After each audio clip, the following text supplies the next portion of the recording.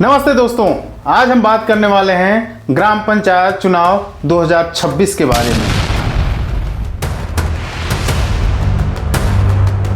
क्या यूपी पंचायत चुनाव टल सकता है? क्या ये चुनाव राजनीतिक दायरे में आकर फंस चुका है? क्या ये सरकार जानबूझकर चुनाव टालने की साजिश कर रही है? क्या समय पर चुनाव होगा या नहीं? चलिए जानते हैं आज की इस वीडियो में। तो ग्राम पंचायत प्रधानों का कार्यकाल 2 मई को खत्म हो रहा है। अगर टाइम पर चुनाव हुआ तो लास्ट अप्रैल तक चुनाव खत्म हो जाने चाहिए।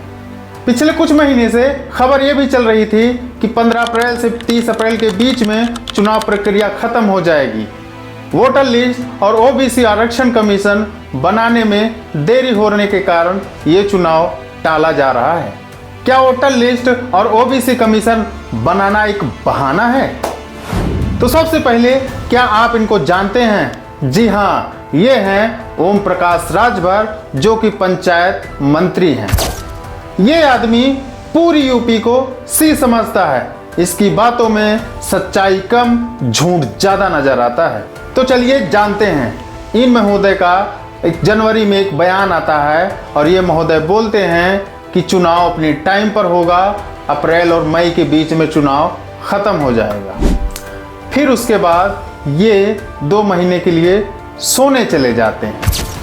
जब समाजवादी पार्टी के अखिलेश यादव ये कहकर इन्हें जगाते हैं कि चुनाव जानबूझकर टाला जा रहा है, ये चुनाव 2027 विधानसभा चुनाव के बाद कराने की साजिश चल रही है, तब राजभर जी की नींद उड़ती है और वो सीधे सोशल मीडिया पर आकर बोलते हैं कि कोर्ट ने हमें बोला है कि हमें वोटर लिस्ट और ओबीसी आरक्षण कमीशन की फाइलें तैयार करनी है, उसके बाद चुनाव होगा।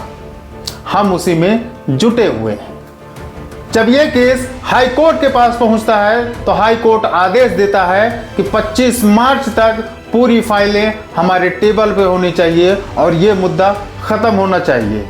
तो हमारे राजभर जी 25 मार्च को फाइलें लेकर नहीं पहुंचते। वो सीधा सोशल मीडिया पर आ जाते हैं और वो बोलते हैं कि वोटर लिस्ट का काम और ओबीसी आरक्षण का गठन अभी नहीं हुआ है, इस कारण अभी हम फाइलें नहीं पकड़ा सकते, हमें और टाइम दिया जाए। लेकिन मुख्य बात यह है कि बीजेपी और योगी सरकार को ये डर है कि कहीं पंचायत चुनाव पहले करा दिए जाएं तो पंचायत चुनाव के टिकट को लेकर कार्यकर्ताओं में झगड़ा उत्पन्न हो सकता है।